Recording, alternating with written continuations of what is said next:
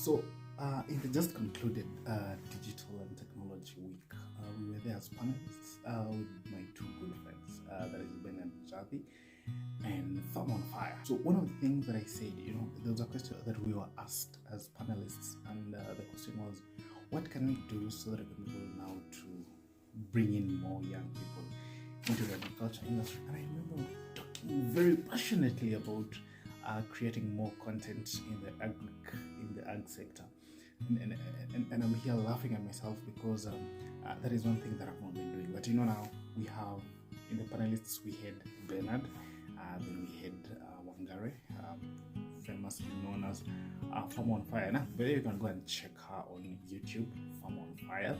She really does extremely interesting videos creating content about so I was laughing at herself because when you talk about creation of content, my good friends, we have Janet, Farm Girl, we have Amanda Namai, we have the Onion Doctor, we have Eric from eRehab, and they always tell me create something that we can understand. Sometimes I always talk to them in these jargons, about remote sensing agriculture, big data, and I am trying to explain to them things that I understand by using my own language, so they cannot even be in a position to understand exactly what I'm trying to tell them. So I think this is the biggest hurdle, not just in agriculture but also in other sectors. The communication part of it. How do we communicate to our target audience?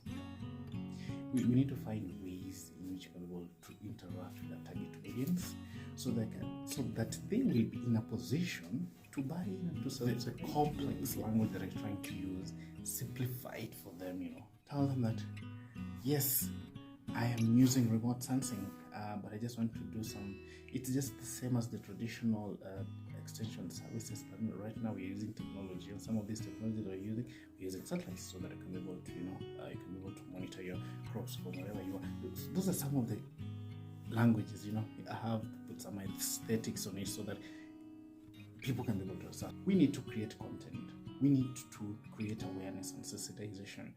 Right now, we're not being left behind when it comes to agriculture and technology. We're not being left behind at all.